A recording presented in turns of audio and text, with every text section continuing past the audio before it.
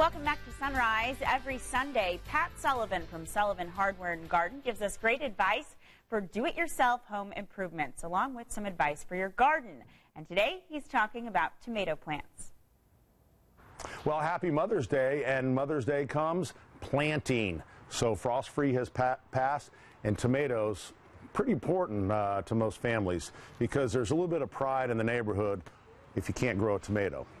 Who's your pride? You got to learn how to grow a tomato. So there's so many varieties. If you look at our garden center, there is tomato varieties after tomato varieties. Some of the old names, in a blind taste test, some of the ones, and I'm not to hurt anyone's feelings, Early Girl, Big Boy, they don't do so well. Better Boy, Jet Star, all do well. Celebrity and Champion do well. So those are some of the ones. Rutgers is another one that does well.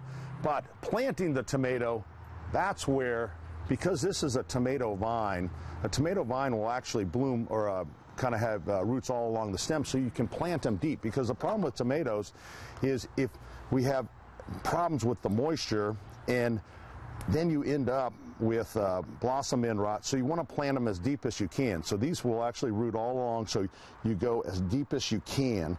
And I would shove that thing all the way down, because that'll even out the moisture. I might even go down a little further than that. Now, this is in a container, and a lot of people want to do containers. The tomato I'm putting in there is called Indy, kind of appropriate, but this is called a determinate. Most of these tomatoes are indeterminate. That means they're a vine and they just go, go, and go. A determinate doesn't get as big, so you don't get quite as much fruit.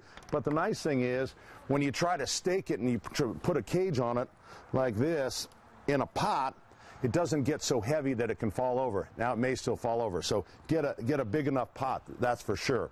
So the other problems people have when they fertilize, they'll get a plant, and I'll hear this: I got a beautiful plant but no fruit. Don't fertilize your tomato until it sets fruit, because it just makes it go vegetative. So once it sets fruit, you can put some fertilizer on a regular, every month or so. That's fine. If it doesn't set fruit, sometimes it's in a protected area and you're not getting the wind that creates a little vibration. So on those little blossoms, if you just take a pin and tap it, that creates enough friction that then that'll help do the deed and kind of move it along. So a lot of different tomatoes.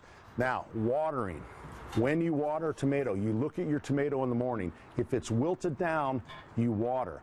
In the afternoon, tomatoes in the hot sun, they naturally wilt down, so everybody goes and dumps a bunch of water on them, and it's that uneven moisture that they get that causes the blossom end rot, that soft black spot on the bottom of the fruit that no one likes. So there's a lot of different tomatoes. We didn't talk about heirlooms, but a lot of fun things. Cherokee Purple is a great one. This is Mortgage Lifter. So these are, people love the heirlooms. So they're great, big, full of flavor, maybe not perfect looking fruit, but a lot of fun. So you got to beat your neighbor this year with tomatoes. Heirloom tomatoes are the best, by the way. They do. Yeah, they're a little weird colors, so they look like something's off, but they are the most flavorful, awesome tomatoes. Love those tips from Pat Sullivan. Yeah, today would be a great day. Maybe if your mom loves gardening, spend some time outside the garden. I know. I had a girlfriend earlier this week. She texted me. She's like, I want to start planting my garden. When are we going to see the last freeze? Are we done? It typically is around April the 17th is the last freeze. So we are definitely well past that. Normally, Mother's Day is kind of the day where you say, yes, it's time to start gardening. So it is going to be a great day to do just that, if that's what you